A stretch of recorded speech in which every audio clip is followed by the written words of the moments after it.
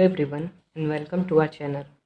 आज हम इस वीडियो में क्लास 12th फिज़िक्स के यूनिट 1 इलेक्ट्रोस्टैटिक्स के कुछ एमसीक्यू क्वेश्चंस डिस्कस करेंगे। तो पहला सवाल, which branch of physics deals with the study of electric charge and electric field. तो इलेक्ट्रिक है तो कन्फर्मली इलेक्ट्रोस्टैटिक्स होगा इसका answer. Question 2, electric charge falls under which type of quantity. तो इलेक्ट्रिक चार्ज होता है वो सिर्फ हमें मैग्नीट्यूड बताता है, तो ये हुआ scalar quantity. What is the dimensional formula for electric potential. तो उसके लिए हम थोड़ा डेरिवेशन करेंगे क्या कि थर्ड क्वेश्चन, जो इलेक्ट्रिक पोटेंशियल होता है हमारा वो इक्वल्स टू होता है work done upon charge. Work done का फॉर्मूला होता है ml/T-2 और Q होता है IT मतलब A.T। तो हम इसको जब सॉल्व करेंगे तो हमारे पास आएगा ml/2 A-1 और T-3। तो ये वाला हमारा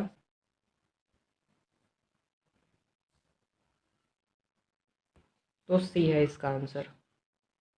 अब आते हैं question number 4, who discovered the concept of electric charge. इसका आंसर है बेंजामिन फ्रैंकलिन।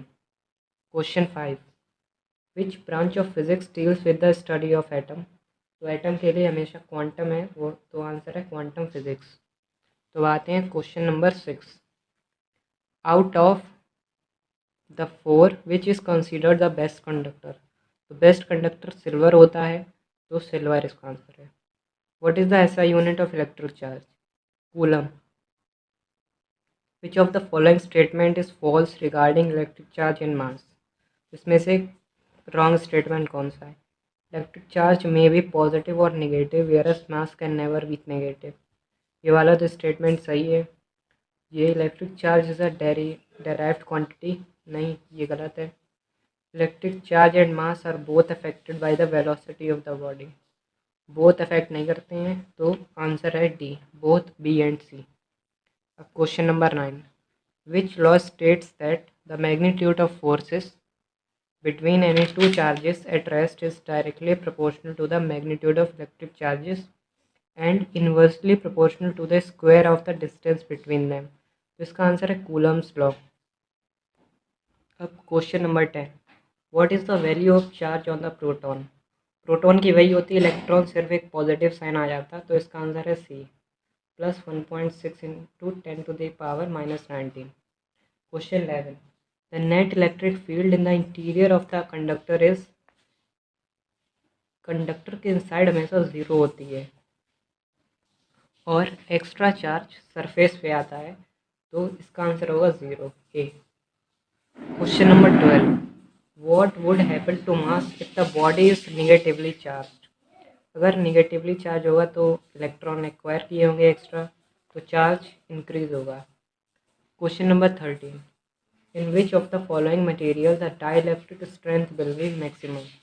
मैक्सिमम हमेशा वैक्यूम में होती है। Question number 14, which of the following is the dimensional formula of electric field intensity। तो इसका हम निकाल सकते हैं कैसे, हमें पता है F equals to Q E, तो यहाँ पर हम E लिख सकते हैं F/Q और F का फॉर्मूला होता है mL/T-2, Q को लिख सकते हैं AT, तो हमारे पास क्या बनेगा mL/T-3 A-1।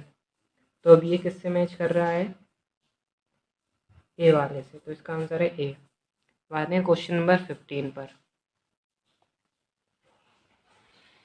The system of two equal and opposite charges separated by a distance r is termed as। तो ये होता है इलेक्ट्रिक डाइपोल। डाइपोल मूवमेंट नहीं है, सिर्फ electric dipole.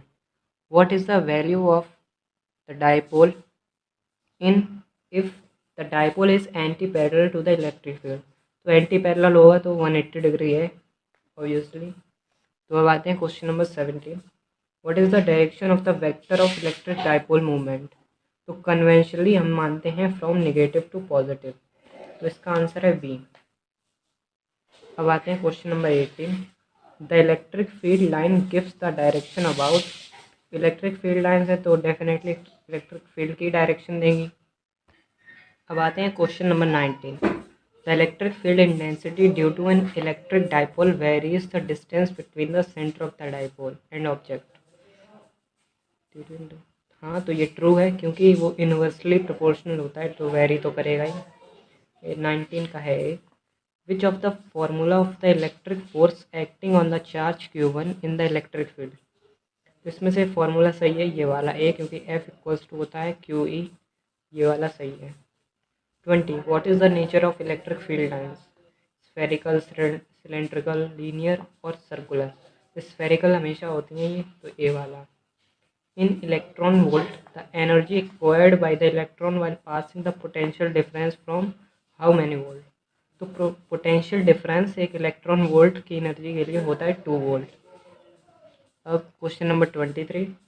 The work done in moving a charge of 5 coulomb starting from one point A and ends at the same point is.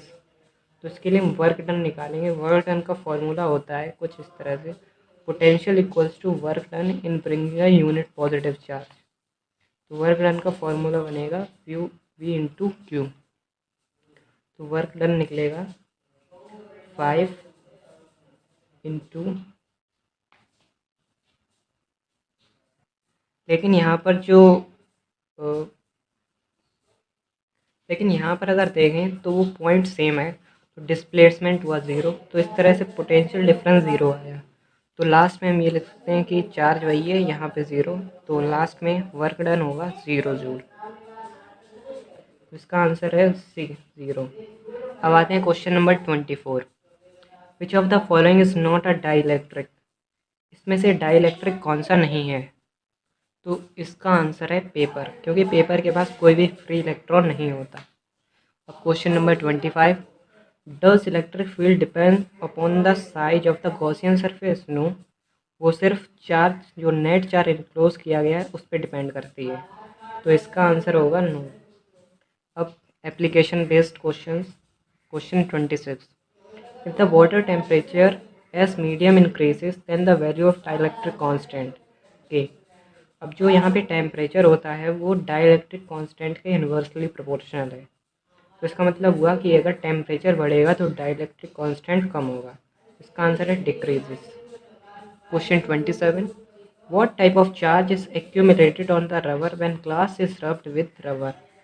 तो जब इनको रब करेंगे तो इस पे जो रबर पे है उस पर इलेक्ट्रॉन फ्लो होंगे, तो फ्लो इलेक्ट्रॉन क्या कैरी करते हैं? Negative charge. इसका आंसर है निगेटिव। इफ अब question 28। If Q1 Q2 is more significant than 0 then the nature of forces. अब ज़्यादा सिग्निफिकेंट है 0 से, इसका मतलब है या तो दोनों के पास सेम चार्ज है, तो दोनों के पास या तो पॉजिटिव है या निगेटिव, मतलब दोनों ही रिपल्सिव नेचर शो कर रहे हैं। इसका मतलब है इसका आंसर है 28 का रिपल्सिव। इन अब question number 29। In the absence of an external electric field the dipole moment of polar substance is. जब इलेक्ट्रिक फील्ड नहीं होगी तो वो रैंडमली कहीं भी सिचुएटेड होंगे, तो डेफिनेटली इसका आंसर 0 होगा। Question number 30। When a bird sits on the power line the potential difference experienced by the bird is.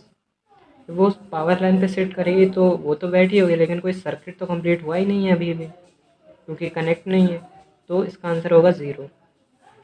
Every charge body induced the transfer of what particles? Transfer सिर्फ electron का ही होता है, तो answer है electron. What is the angle between electric dipole movement and electric field intensity due to an electric dipole at point on equatorial?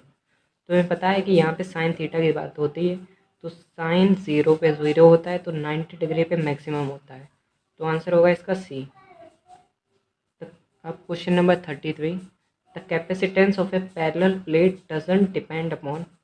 वो depend करता है एरिया पर भी, डिस्टेंस पर भी और मीडियम पर भी। हाँ, फोर्स पर लेकिन नहीं करता है, तो आंसर है फोर्स। अब क्वेश्चन 34।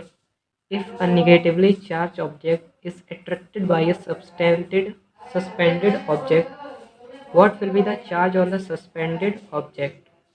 तो अगर एक नेगेटिवली चार्ज अट्रैक्ट कर रहा है दूसरे ऑब्जेक्ट को, तो वो पॉजिटिव ही होगा।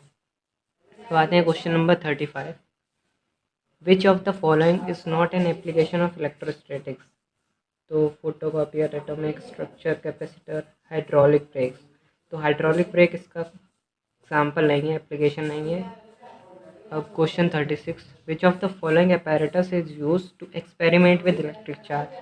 तो उसके लिए हम गोल्ड लीफ इलेक्ट्रोस्कोप का ही यूज़ करते हैं। तो इस वीडियो के लिए सिर्फ इतना ही, बाकी काम अगले वीडियो में करेंगे। Thank you.